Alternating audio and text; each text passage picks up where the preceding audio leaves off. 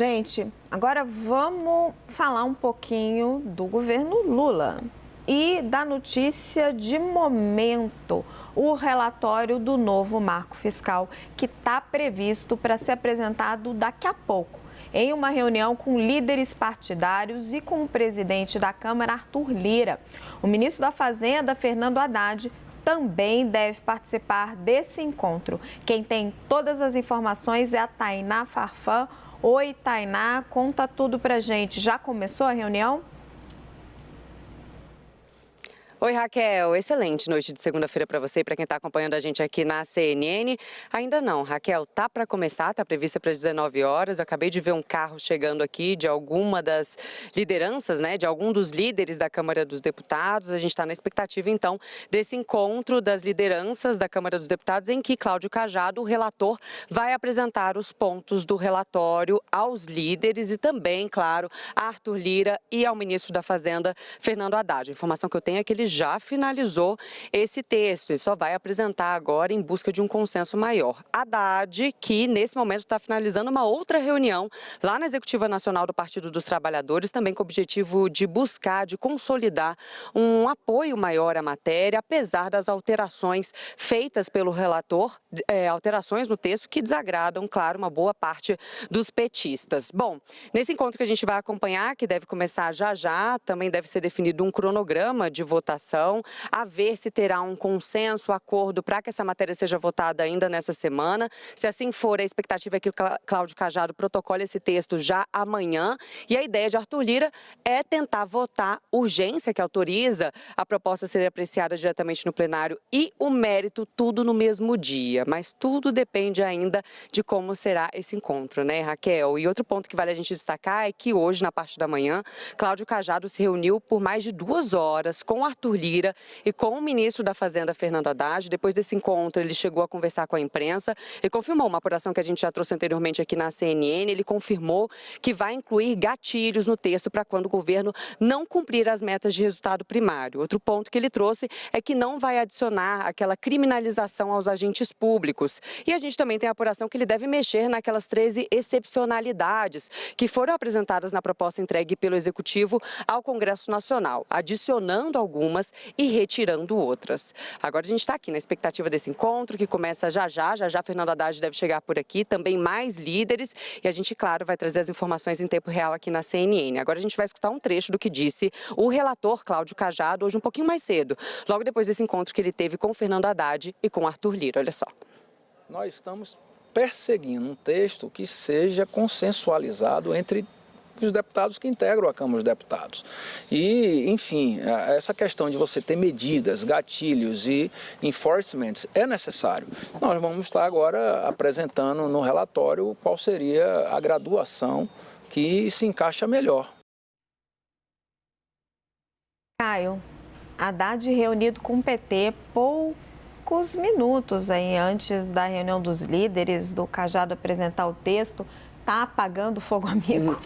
Na verdade, a situação ali do PT é que parte, pelo menos, da bancada, né, do partido, Raquel, eles têm interesse de apresentar sugestões, emendas, em uma linha geral de flexibilizar esse texto, né? E o Cláudio Cajado, relator, político experiente, né, já foi presidente, inclusive, de partido, ele tem reclamado ali, tem colocado que a maior parte da rejeição que ele tem sentido ao texto do governo, portanto, o texto da equipe econômica, encaminhado pelo Palácio do Planalto, do próprio partido do presidente da República. Então, essa reunião antes ali é justamente para tentar fazer esse entendimento. Já tem uma orientação do presidente Lula para que o PT não apresente emendas, e isso deve estar sendo acertado e definido. Então, ele sai dessa reunião que é na sede, ali na executiva do PT, lá em Brasília, vai até a residência oficial do Arthur Lira já com esse partido, já sabendo o que esperar do partido do presidente. Lembrando que,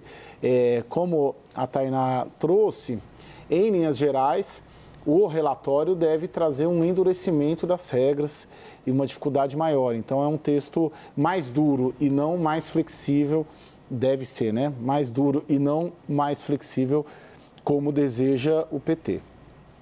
João, Caio está trazendo a informação que o Lula determinou que o PT não apresente emendas. Eu também tinha essa informação de um ministro importante do governo, petista, de que o PT não vai apresentar emendas. Mas está aí Haddad, o quê? Quase 7 horas da noite, às portas das reuniões com os líderes, reunido com o PT. Não é incrível que o principal projeto do governo da área fiscal esteja enfrentando a principal oposição, seja do partido do governo? É incrível, mas também não surpreende, tá? Porque eu acho assim, Raquel, o Caio citou isso, esse é um momento muito importante do governo Lula, desse terceiro mandato do Lula. Talvez o momento mais importante nesse, vamos dizer, primeiro ano de mandato, primeira metade do mandato, porque a aprovação do marco fiscal, né, que traga alguma racionalidade aos gastos públicos do país é fundamental para uma maior confiança na economia, é fundamental para o potencial de queda dos juros, para o Banco Central ter um conforto para a redução do banco dos juros. Então, esse é um momento muito delicado. Só que o PT, né, e a própria presidência da República, obviamente hoje com uma posição muito mais pragmática e muito mais de negociação política, queriam um texto muito mais licença para gastar, né?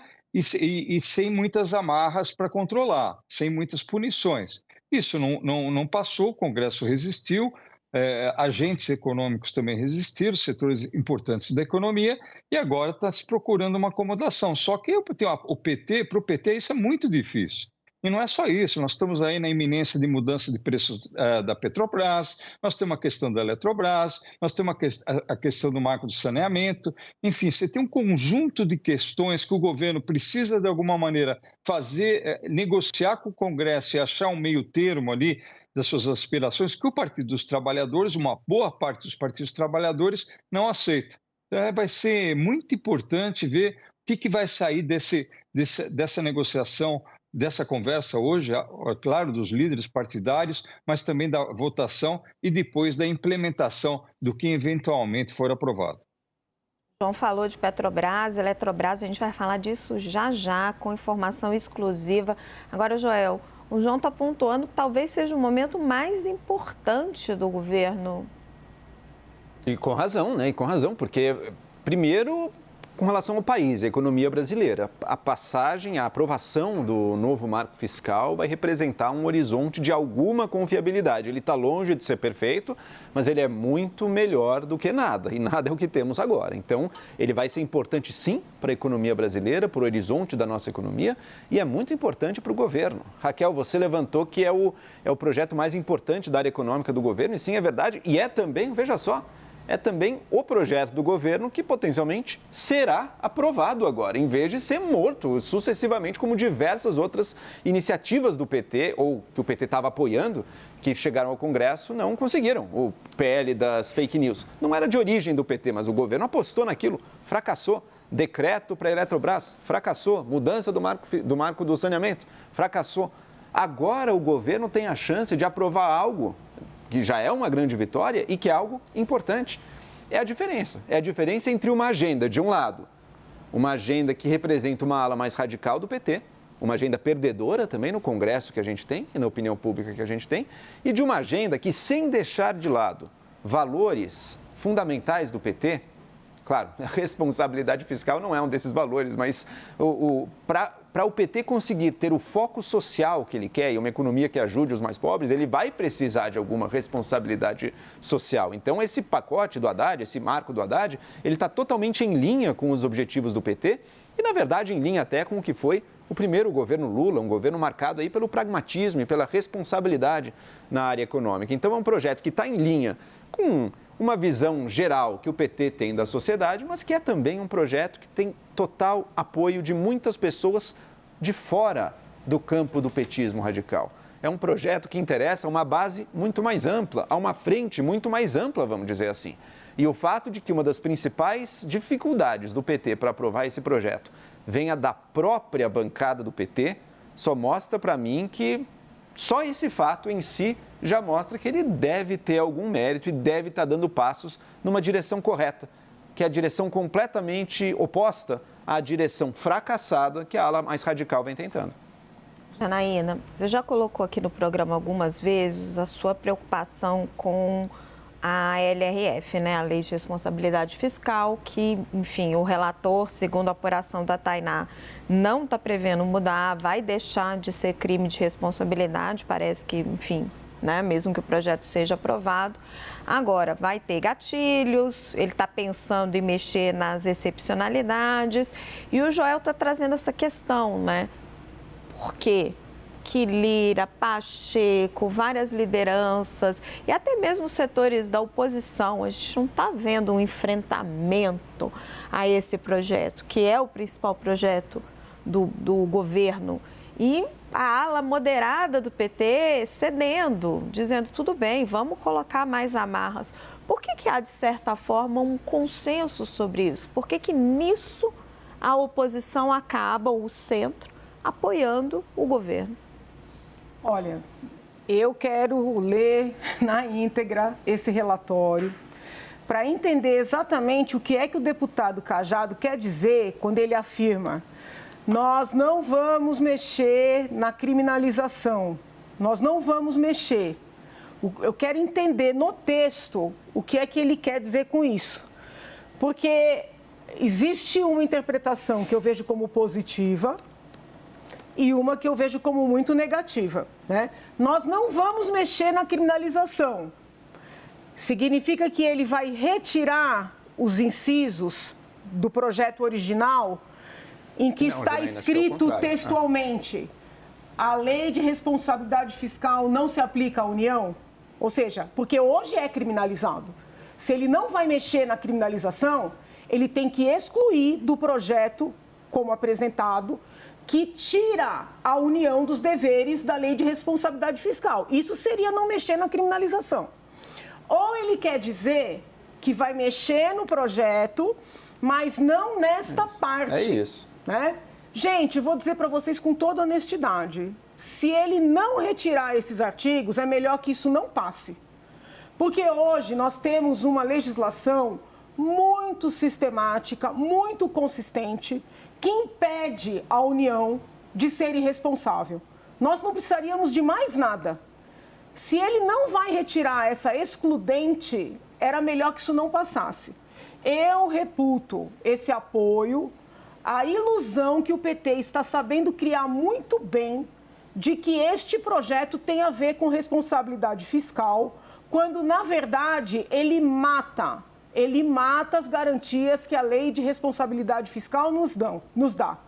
E penso, insisto, que toda essa coisa aí do PT contra o Haddad, contra o projeto, é teatro para reforçar esse sentimento de que esse projeto seria uma conquista em termos de responsabilidade, quando ele, como apresentado originalmente, não é. Agora, vamos aguardar o texto final. Posso me contrapor aqui brevemente? Veja só. A gente está numa situação, a gente saiu de uma regra fiscal do teto muito estrita, mas que ninguém foi capaz de cumprir nos últimos 3 anos, então estava na prática letra morta. Precisamos de uma regra nova. A gente teve a criminalização. O que significava, né, essa criminalização da lei de responsabilidade fiscal? Se o governo realmente não conseguir cumprir ali a meta, comete um crime de responsabilidade. O que eles estão dizendo é: isso não vai valer nesse projeto.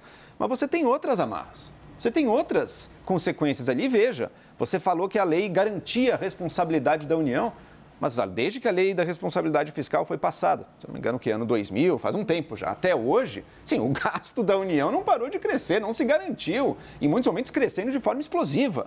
Não se garantiu a responsabilidade de quem ocupava a presidência. E outra, se fosse realmente um desastre do ponto de vista das contas públicas, do que significa a responsabilidade das contas públicas, por que não é só a ala moderada do PT fazendo, entre aspas, um jogo com os radicais? São pessoas de vários partidos, são pessoas do centro, são pessoas da direita. Não estão todos junto do PT num plano para perpetuar o poder do PT. Só a primeira parte. Não estão, mas a primeira não, pelo parte, contrário. a Sabe por quê? parte, Porque é a primeira parte não é cria só uma regra. não é só, sabe por quê? Só para terminar, Joel, só para depois terminar. Janaína. Porque não é a criminalização de uma conduta, e a criminalização no sentido do crime de responsabilidade, né? Ou seja, da ameaça do impeachment. A ameaça do impeachment não é a única coisa que garante que uma regra fiscal vá ser seguida, né? Você tem aí, você vai criar, e aí é que eu quero ver, isso que merece nossa atenção. Quais vão ser, então, os gatilhos? O que vai acontecer? Se o presidente descumprir o crescimento dos gastos ou a meta fiscal estabelecida, que vai ser determinada, o que acontece? O que ele vai perder de possibilidade no seu governo? Isso que eu quero ver, porque a criminalização disso não é a única saída possível. E outra, mesmo com a criminalização, nem a criminalização dá conta do que é o principal problema, e daí não é dessa ou da teto, é de toda e qualquer regra fiscal. Seja o teto, seja a LRF, seja a regra de ouro, todas elas têm o mesmo problema, que é o seguinte: se governo e Congresso quiserem, eles podem descumprir a regra, seja ela qual for. Mas e isso vai continuar. Precisa ter o apoio do Congresso. Precisa ter o dever do Executivo se submeter ao Congresso. Do jeito como proposto esse projeto, o presidente vai poder fazer o que quiser. E aí eu pergunto, qual é a vantagem para a população de eles fazerem a proposta de uma regra entre despesas e receitas, se já está embaixo escrito que não vão cumprir, que não precisam cumprir? Mas não está escrito isso, Janaína. Mas não está escrito isso de forma alguma. Que não vão cumprir, óbvio que não. É óbvio que li e óbvio que não está escrito que não vão cumprir. Assim, a lei de responsabilidade fiscal não se aplica. Não vai ser criminalizado. Não é o que está escrito. Está escrito que a lei de responsabilidade fiscal não se aplica à União. É muito a regra, todo o arcabouço novo está aplicado à União. A razão entre gastos e crescimento de gastos e crescimento de despesas, que sim, bota um piso para o crescimento das despesas, mas bota também um teto. A busca da meta fiscal, que não vai poder piorar, mas esqueci agora qual a taxa ali, mas que vai ter que ser buscada. A questão é, se ele não conseguir cumprir, e você pode defender que seria o melhor, podemos discutir isso. Se ele não conseguir cumprir, isso não será um crime, mas terá consequências. E é conhecer essas consequências que eu espero conhecer logo mais. Se não fosse o objetivo derrubar a lei de responsabilidade fiscal, eles apresentariam apenas o plano. Apenas o plano, a regrinha, a porcentagem entre receita e despesa. Não precisariam mudar a lei de responsabilidade fiscal. Sabe por que muda a questão da criminalização? Justamente para não ter pairando, como sempre, e como tem pairado no Brasil nos últimos anos, a ameaça do impeachment sobre a questão fiscal. Eu vou fazer uma pequena amarração aqui, porque a gente precisa ir para o intervalo. O projeto, ele desconfigura a lei de responsabilidade fiscal, porque ele deixa de prever a possibilidade de um impeachment, de realmente uma penalidade mais dura para o governante que descumpre. Mas ele tem sim, se passar da forma com que o Congresso está colocando, precisamos aguardar o texto que vai ficar público agora. Você vai ter aí alguns gatilhos, você vai ter mais amarras que coloca o governo numa situação mais delicada se não for cumprido.